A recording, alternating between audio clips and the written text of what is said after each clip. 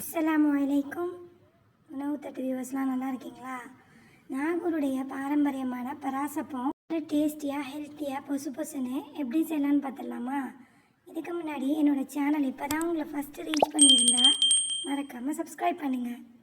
வாங்க ரெசிபி பார்த்துடலாம். இதுக்காக நான் ஒரு பெரிய சைஸ் வெங்காயத்தை ஃபைனாக சாப் பண்ணி வச்சுக்கிறேன். 10 நாட்டு வெங்காயம் இருந்தாலும் இதுக்கு பதிலாக சேர்த்துக்கலாம். இதை ஒரு கடாயில் ஒரு டேபிள் ஸ்பூன் தேங்காய் சேர்த்து, தேங்காய் இல்லாட்டி நார்மல் குக்கிங் ஆயிலில் நல்லா வறுத்து எடுத்துக்கலாம்.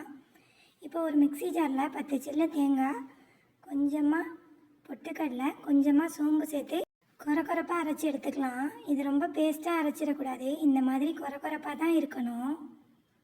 இப்போ நம்ம இதை வச்சு பேட்டர் ரெடி பண்ணிடலாம். நான் இதுக்காக ஆப்பமாவு தான் எடுத்திருக்கேன். இது நல்லா ஓவர் நைட்டு புளிச்சு வந்த ஆப்பமாவு. ஆப்பமாவுடைய பக்காவான ரெசிபி நம்ம சேனலில் இருக்குது. அதுக்கான லிங்க் நான் டிஸ்கிரிப்ஷனில் கொடுக்குறேன், செக் பண்ணி பார்த்துக்கோங்க.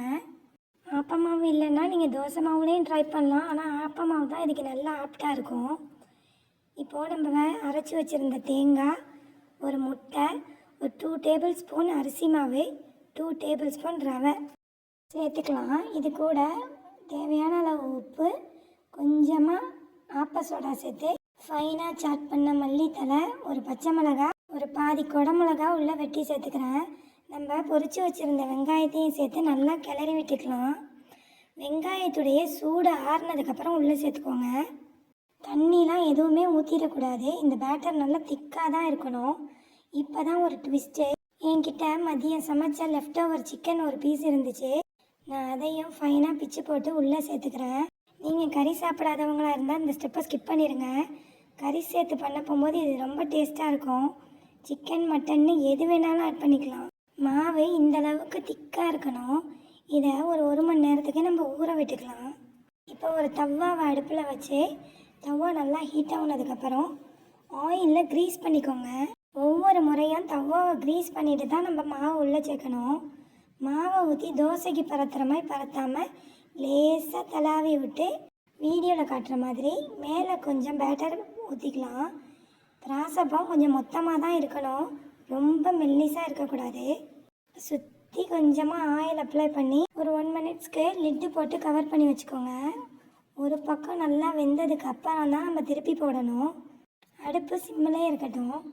இப்போது ஒரு பக்கம் உருவி வந்ததுக்கப்புறம் திருப்பி போட்டு, நிறைய பேர் இப்போ கவர் பண்ண மாட்டாங்க, ஆனால் திருப்பி போட்டோம் நீங்கள் கவர் பண்ணி வச்சு 1 நிமிஷம் வேக விட்டுக்கிட்டிங்கன்னா பராசப்பம் நல்லா சாஃப்டாக வேகும். எங்கள் ஊர் சைடே இதை பராசப்பம்னு சொல்ல மாட்டோம், ஆப்பமாவு பனியான்னு தான் சொல்லுவோம். பெருநாள்களுக்கு செய்கிற 10 முட்டை பராசப்பத்தை தான் நாங்கள் பராசப்பம்னு சொல்லுவோம். அதோட ரெசிபி நான் சீக்கிரமாகவே கொடுக்குறேன். பொசு பொசுன்னு நம்மளுடைய ஆப்பமாவு பராசப்பம் ரெடி ஆகிடுச்சு. கரியானம் தேங்காய் சட்னி இதுக்கு நல்ல சைட் டிஷ்ஷாக இருக்கும். கண்டிப்பாக ட்ரை பண்ணி பாருங்கள். மார்னிங் பிரேக்ஃபாஸ்ட்டுக்கோ இல்லை ஒரு ஹெவியான நைட் டின்னருக்கோ இது ஒரு செம்மையான ஆப்ஷனாக இருக்கும். நம்ம சேனலில் ஃபஸ்ட்டு கிவ்அவே ஓடிட்டுருக்குது. மே 1ஆம் தேதிக்கு நம்ம சேனல்லே ப்ரைஸ் அனௌன்ஸ்மெண்ட் வரும். நீங்களும் இதில் பார்ட்டிசிபேட் பண்ணி கிஃப்ட் வின் பண்ணுங்கள். சேனலை விசிட் பண்ணி டாஸ்க்கை கம்ப்ளீட் பண்ணுங்கள். நம்மளுடைய பராசப்பம் எவ்வளவு சாஃப்டாக வந்திருக்குதுன்னு பாருங்கள். இந்த வீடியோ உங்களுக்கெல்லாம் பிடிக்கும்னு நம்புகிறேன். லைக் பண்ணி ஷேர் பண்ணி சப்ஸ்கிரைப் பண்ணாதவங்க சப்ஸ்கிரைப் பண்ணிக்கோங்க. அடுத்த ஒரு ரெசிபியில் சந்திக்கலாம். அஸ்ஸலாமு அலைக்கும்.